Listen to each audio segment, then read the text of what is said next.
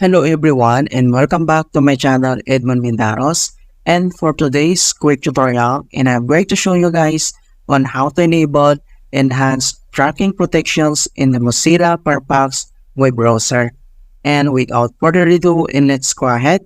So all you have to do is to open up on Firefox browser, and then dito lang sa top right corner, and then i-click mo lang yung 3-line icon na to. So i-click lang natin yan. And then next step ay kailangan mo lang select dito yung settings. And then dito sa left side menu, and then kailangan mo lang select dito yung privacy and security. So click lang natin yan. And then next step dito lang sa browser privacy, under nito ay makikita mo kaagad dito yung enhanced tracking protections.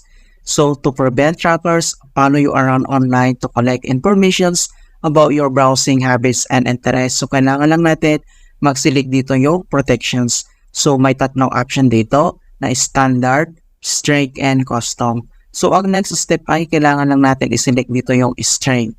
So ito yung stronger protections but may cause some sites or content to break. So select lang natin yan. And then nandito lahat yung mga information details.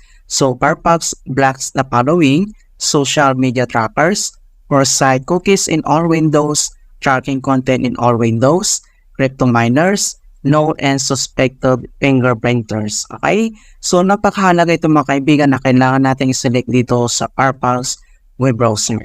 Yes, so ganoon lang po kasimple on how to enable enhanced tracking protections in Mozilla Firefox. And please don't forget to like this video, subscribe to my channel for more quality content.